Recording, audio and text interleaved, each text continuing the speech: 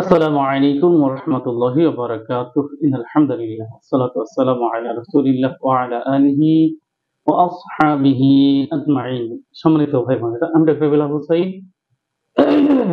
আশা করি আল্লাহর রহমতে আপনারা অনেক ভালো আছেন। আলহামদুলিল্লাহ, আমি অনেক ভালো আছি। আজকে খুবই গুরুত্বপূর্ণ একটি টপিক হইল রোজা বা সিয়াম বা ফাস্টিং। এই রোজা বা সিয়াম বা ফাস্টিং আমাদের কি উপকার বয়ে আনে, কেন রোজা রাখতে বলা হয়েছে, আমাদের শরীরের জন্য কি উপকার, সে বিষয়ে আলোচনা করব সংক্ষিপ্তভাবে। রোজা মুসলমানদের জন্য রমজান মাসে ফরজ, আয়া ছাড়া সবসময় হলো নফল। তাই নফল রোজার ভিতরে আল্লাহ রাসূল সাল্লাল্লাহু আলাইহি সাল্লাম সপ্তাহে 2 দিন রোজা রাখার কথা বলা হয়েছে এবং মাসে 3 দিন, অর্থাৎ 12, 13, 14। 12, 13, 14 আর সপ্তাহে 2 দিন। এই রোজা রাখলে কি হয়? রোজা রাখলে নাম্বার 1 হইল যে আমাদের শরীরে যে টক্সিন থাকে সেই টক্সিনগুলি দূর হয়ে যায়। দ্বিতীয়ত হইল যে আমাদের যদি কোনো ক্যান্সার বাহক থাকে সেটাও ধ্বংস হয়ে যায়। তৃতীয়ত হইল আল্লাহ নিজেও খান না, আমরা নিজেরাও খাই না। এই জন্য আল্লাহ তাআলা পুরস্কার তিনি নিজে দিবেন। রোজা আমাদের আরো অনেক কল্যাণ বয়ে আনে, অনেক। আপনি রোজা রেখে যা চাবেন তাই পাবেন। কারণ প্রেমিক প্রেমিকা যদি এক কাজ করে, মানে একই, মনে করেন যে আপনি যা পছন্দ করেন তা আপনার প্রেমিকা বা আপনার স্ত্রী পছন্দ করে, তাহলে দুজনের ভিতরে কেমন মহব্বত হতে পারে? আপনি যা চাবেন তাই দিবেন, আবার আপনার স্ত্রী আপনাকে যা চাবে আপনি তাই দিবেন, তাই না? তো আল্লাহ তাআলা এই জন্য এই পুরস্কার নিজে দেবেন। আল্লাহ তাআলা নিজেও খান না আর বান্দাও খায় না। আর দুজনের মহাব্বত যখন এক হয়ে যায় তখন সে যা চায় তাই বলে। এই জন্য অনেক ক্ষেত্রে বলা হয়েছে, তোমরা যদি অভাবগ্রস্ত হও, যদি তোমরা কোনো কিছু ইহুদে করে নামাজ পড়ো, রোজা করো, তোমাদের বিয়ের কোনো টাকা পয়সা না থাকলে রোজা রাখো। রোজা রাখা তখন ওয়াজিব। আমি তাহলে তোমাদের অতি দ্রুত কি করবো? তোমাদের সমাধান করে দেব। তাহলে অনেক কল্যাণ, একদিকে শারীরিক কল্যাণ, আরেকদিকে অর্থনৈতিক কল্যাণ, আরেকদিকে মানসিক কল্যাণ আছে। মানসিক কল্যাণ হলো যে আপনি যে এত খাচ্ছেন, দিন রাত 24 ঘন্টা খাইতেছেন, কিন্তু অনাহারে মানুষগুলি আছে, তারা কিভাবে আছে সেটা আপনি বুঝতে পারেন। সেই জিনিসটাকে যদি যখন বুঝতে পারেন তখন আপনার দানের হাত বেড়ে যায়। আর দানের হাত যার বেড়ে যায়, আল্লাহ তাআলা বলছে, কি বলছে? যে বেঘরে হিসাব, আমি তাকে, যারা গোপনে দান করে তাদেরকে আমি গোপনে কি করি? বেঘরে হিসাব দান করি। তাহলে এই যে মনে করেন যে প্রতিটা স্তর হইলো খুব সুন্দর। আল্লাহ অনেক কখনো রোগাক্রান্ত হয়, কখনো ঘুমায় না। তাহলে তো আমাদের শরীরে কি হয়ে যায়? তখন সুঠাম দেহের অধিকারী হয়ে যায়। এখন আসেন, এগুলি সংক্ষিপ্তভাবে কেন বলতেছি, এর বিস্তার বিবরণ দিতে গেলে অনেক বড় হয়ে যাবে, অনেকে দেখতে চান না। যাদের ডায়াবেটিস আছে সেটাও ভালো হয়ে যাবে, ব্রেন শক্তি যাদের কম আছে সেটাও ভালো হয়ে যাবে, যাদের আপনার ইমিউন সিস্টেম একেবারে অকেজ হয়ে যাচ্ছে এটাও ঠিক হয়ে যাবে রাখলে। এখন আসুন, যে রমজান মাসে কেন রোজা রাখতে বললো? 12 মাসে, অর্থাৎ 1 মাস, আর সপ্তাহে 2 দিন কেন, আর মাসে 3 দিন কেন? নাম্বার ওয়ান হইল সপ্তাহে 2 দিন, সোম এবং বৃহস্পতিবার। সোম এবং কিবার?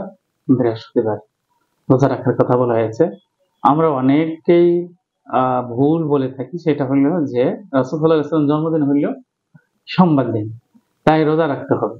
রোজা রাখছেন তাই সোমবার দিনই তিনি জন্ম নিয়েছেন, আর সোমবার দিনেই তিনি মৃত্যুবরণ করেছেন, এই জন্য রবিউল আউয়াল, এই জন্য এইটাই সেরা, ভাগর অনেক কিছু বলা হয়, আসলে সব মিথ্যা কথা। রাসূল সাল্লাল্লাহু আলাইহি ওয়াসাল্লাম সোমবার দিন জন্মগ্রহণ করেছেন, ঠিক আছে, কিন্তু রাসূল সাল্লাল্লাহু আলাইহি ওয়াসাল্লাম সোমবার রোজা রাখছেন, বৃহস্পতিবার রোজা রাখছেন, তাহলে বৃহস্পতিবার কেন রাখলেন? আসলে রোজা রাখার কারণ হইল যে 2 দিন সপ্তাহে আল্লাহ তাআলা দোয়া কবুল করেন। আমাদের আমলনামা কি হয়েছে তা তার কাছে পেশ করা হয়। তাই পেশ করার সময় হলো রবিবার রাত্র, আর একটা হলো বৃহস্পতিবার রাত্র। তাই 2 দিনে আমরা কি করি? রোজা রাখি। তা রোজার অবস্থায় সমস্ত দোয়া কবুল হয়। আমাদের এই দোয়া যেন, আমাদের এই আশা যেন, আকাঙ্ক্ষা যেন রোজা অবস্থায় আল্লাহর কাছে কবুল হয়, আর আল্লাহ যেন আমাদেরকে সেই চিঠিগুলি পায়, সেই চিঠিগুলি পায়, এই কারণে রোজা রাখা হয়। আরেকটা কারণ হলো, সপ্তাহে আমরা 2 দিন রোজা রাখলে কি হয়, যে আমরা এই যে 2 দিন মাত্র সময় বা 2.5 দিন বা 3 দিন পাই, এর মাঝে যে টক্সিনগুলি ঢোকে আমাদের শরীরে, তা আমরা নিউট্রাল করে দিতে পারি একটু দ্রুত। দ্রুত কি করে দিই? নিউট্রাল করে দিই। আমাদের শরীর থেকে তা বের করে দিই। যার ফলে আমাদের শরীর কি হয়ে যায়? চাঙ্গা হতে থাকে, আমাদের বিষমুক্ত হয়ে যায়, যার কারণে আমাদের শরীর খুব ভালো থাকে। আর রোগাগ্রস্ত মানুষের দোয়া আল্লাহ কবুল করতে চান না। আল্লাহ তাআলা কি বলছেন? যৌবনে দোয়া কবুল করি। তাই রোজা আমাদের জন্য এভাবে করা হয়েছে। রোজা এই জন্য আমরা কি করি? যে রাখি, বেশি বেশি রোজা রাখি। আলেমরা বেশি বেশি রোজা রাখে, বা মহিলারা বেশি বেশি রোজা রাখে, দেখবেন যে নামাজ পড়ে না পড়ে রোজাটা বেশি করে। তাহলে সোমবার মঙ্গলবার রোজা রাখার, বৃহস্পতিবার রোজা রাখার কারণ হলো এইটা। এখন মাসে কেন 3 দিন? এরপরে মাসে 3 দিন হইলো যে আমাদের যদি টক্সিন কিছু রয়ে যেতে পারে না? আমরা যখন কাজ করি, কর্ম করি, প্রতিদিনই করি। তারপরে দেখা গেছে যে ময়লা রয়ে গেছে, নিজেকে এটা রয়ে গেছে, এটাকে আমরা কি করি? দেখবেন মাসে একবার এটাকে আমরা কি ঝাড়ু দিই, হ্যাঁ? সমস্ত ঘরকে কি করি? পরিষ্কার পরিচ্ছন্ন করি। আবার দেখবেন কোনো ঈদ আসলে, কোনো তেহার আসলে, তখন আমরা কি করি? সুন্দর করে ঝাড়ু দিই, তাই না? এই ঝাড়ু দেওয়ার কারণ হলো সম্পূর্ণ ঘরকে আমরা রিপিট করি।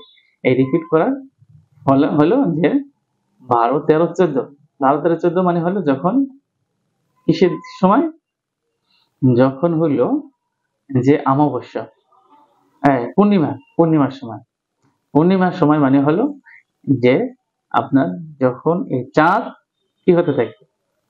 যখন তার আলোকে পরিস্ফুটিত করে থাকে, সম্পূর্ণ আলো সে ছেড়ে দিতে চায়, তখন আমরা এই রোজাটা করি। এর কারণ হলো এই সময় সমস্ত কিছু বৃদ্ধি পেতে থাকে। কি পায়? বৃদ্ধি পেতে থাকে। জোয়ার দেখবেন যে বৃদ্ধি পেতে থাকে। সমস্ত কিছু এই সময়টা, এই অমাবস্যার সময়গুলিতে কি হয়? 13-14তেই বৃদ্ধি পায়।